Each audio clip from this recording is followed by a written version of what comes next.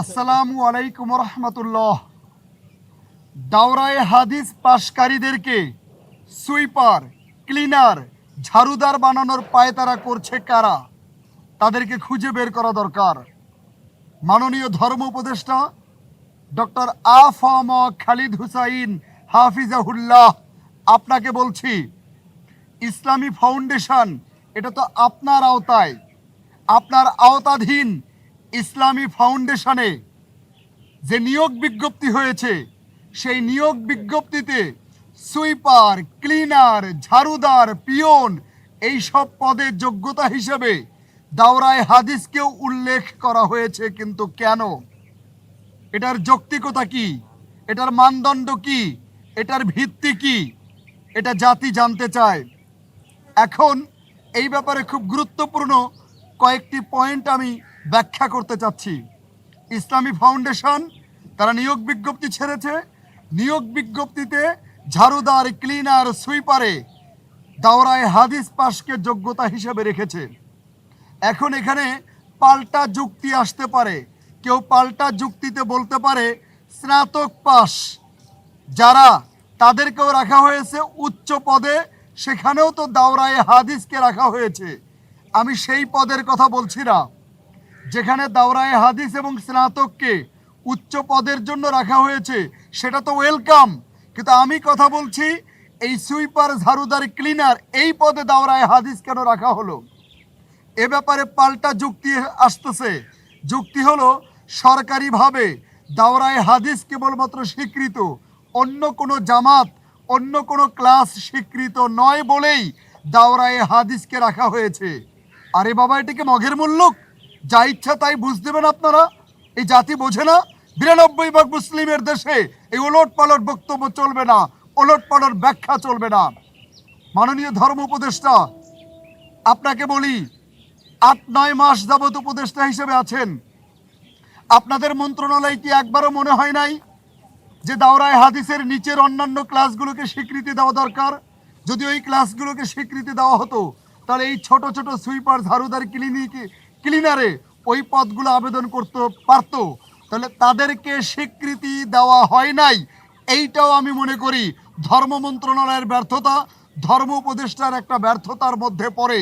কেন এতদিন স্বীকৃতি দেওয়া হয় নাই? যেহেতু স্বীকৃতি দেওয়া হয় নাই, খুব দ্রুত দাওরায়ে হাদিসের নিচের ক্লাসগুলোকে স্বীকৃতি দেওয়া হোক ক্লাস হিসাবে।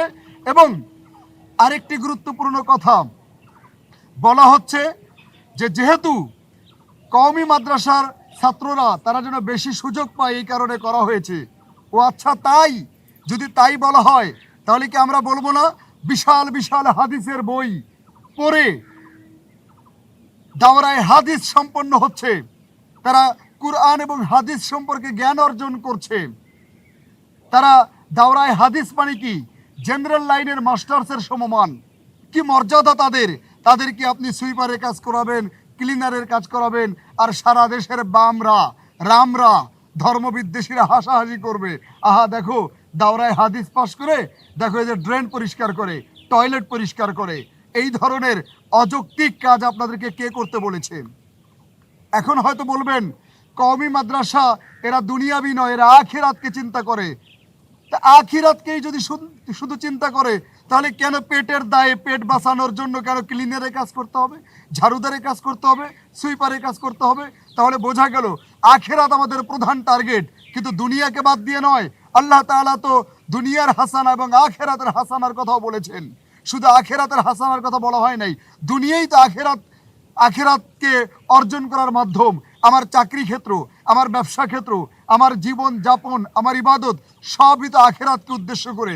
তাই যদি হয় তাহলে দাওরায়ে হাদিসের ব্যাপারে ডক্টর আফম খালিদ হুসাইন হাফিজাহুল্লাহ, আপনাকে বলবো কওমি মাদ্রাসার এই দাওরায়ের সাথে ইংরেজি, বাংলা, সাধারণ জ্ঞান সহ চাকরি বাকরির পরীক্ষায় যেই সাবজেক্টগুলো আছে এগুলোর গুরুত্বপূর্ণগুলোকে দাওরায়ে হাদিসের সাথে যুক্ত করা হোক, কওমি মাদ্রাসায় যুক্ত করা হোক।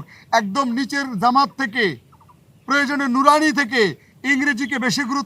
ইংরেজিকে প্রয়োজনীয় গুরুত্ব দেওয়া হোক এবং এমনভাবে যোগ্য করে তোলা হোক যে যারা কুরআন হাদিসে অনেক ভালো, তারা ইফতা করবে, মুফতি হবে, মুহাদ্দিস হবে, প্রয়োজনে মিশর আল আজহার বিশ্ববিদ্যালয়ে যাবে, তারপরে মদিনা ইউনিভার্সিটিতে যাবে, গোটা দুনিয়ায় তারা বড় বড় ডিগ্রি নেবে। আর যারা ওই মানের হতে পারবে না, ওই মানের হওয়া যাদের স্বপ্ন নয় বা যাদের যোগ্যতায় সম্ভব নয়, তাদেরকে দুনিয়াবি এই সাবজেক্টগুলোর সাথে রেখে তাদেরকে দক্ষ করে তাদেরকে মাস্টার্সের মানে তাদেরকে চাকরির আবেদন করা এবং চাকরির ভর্তি পরীক্ষায় তারা যেন টিকতে পারে সেইভাবে তাদেরকে গড়ে তোলার দায়িত্ব একেবারে শৈশব থেকে নেওয়ার উদ্যোগ মাননীয় ধর্ম উপদেষ্টা আপনি রাখবেন বলে আমরা আশা করছি। আমরা মনে করি গণভবন, বঙ্গভবন, সংসদ ভবন, সচিবালয় থেকে শুরু করে প্রাইমারি স্কুল পর্যন্ত সবখানে কওমি মাদ্রাসা, আলিয়া মাদ্রাসার ছাত্রদের দাপট থাক, সেটা আমরা প্রত্যাশা করি। আর এটা প্রত্যাশা করতে গেলেই আমাদেরকে নতুন করে অনেক কিছুই বিবেচনা করতে হবে এবং এই অনেক কিছু বিবেচনা করে ইসলামের সৌন্দর্য তুলে ধরি এবং কওমি মাদ্রাসায় যারা পড়ছে তারাও যেন অর্থনৈতিকভাবে স্বাবলম্বী হতে পারে, সামাজিকভাবে স্বাবলম্বী হতে পারে, সেই দিকে গুরুত্ব দেওয়ার জন্য মাননীয় ধর্ম উপদেষ্টা ডক্টর আফামা খালিদ হুসাইন হাফিজাহুল্লাহ আপনাকে বিশেষ অনুরোধ এ জাতি করে বলে মনে করছি। আসসালামু আলাইকুম ওয়া রাহমাতুল্লাহ।